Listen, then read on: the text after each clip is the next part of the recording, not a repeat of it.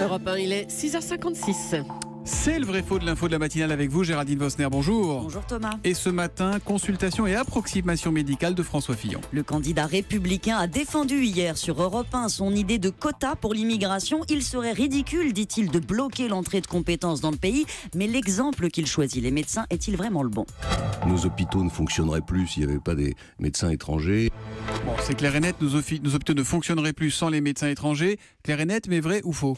Je vais dire faux Thomas, car c'est beaucoup plus subtil que ça. Car contrairement à ce que laisse entendre François Fillon, ce n'est pas une pénurie de médecins qui met l'hôpital public sous tension, mais une mauvaise organisation. Le nombre de médecins pour 100 000 habitants en France se situe dans la moyenne européenne. Et depuis 30 ans, le nombre de médecins en activité a quasiment doublé. Ils sont aujourd'hui, d'après le répertoire partagé des professionnels de santé, un peu plus de 220 000. Mais curieusement répartis, presque autant de spécialistes que de généralistes. Et c'est vrai, certaines régions peu attractives, certaines spécialités ingrates sont délaissées, d'où l'appel à des médecins étrangers dont les hôpitaux, en théorie, pourraient parfaitement se passer. Bon, mais dans les faits, combien sont-ils ces médecins étrangers, on le sait ? Ah oui, ils représentent aujourd'hui un peu moins de 10% de l'ensemble des médecins en activité. Alors attention, on parle des diplômes obtenus à l'étranger, pas de nationalité, la plupart sont devenus français.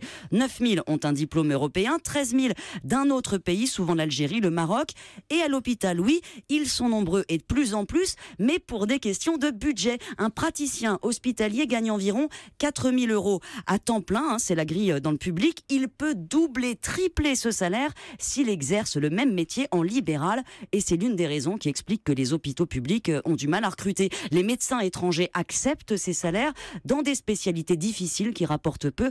30% des gériatres en France sont étrangers. Ils sont aussi recrutés faisant fonction d'interne. Ces années avant que leur diplôme soit reconnu, ils travaillent comme médecins pour 1 500 € bruts par mois. Ça permet aux hôpitaux de tenir leur budget. Mais ce mal fondamental, celui de l'écart de rémunération entre médecine publique et libérale, alors qu'ils ont les mêmes diplômes, aucun des candidats ne l'a vraiment abordé. Le vrai faux de l'info, signé Géraldine Vosner. À demain, Géraldine.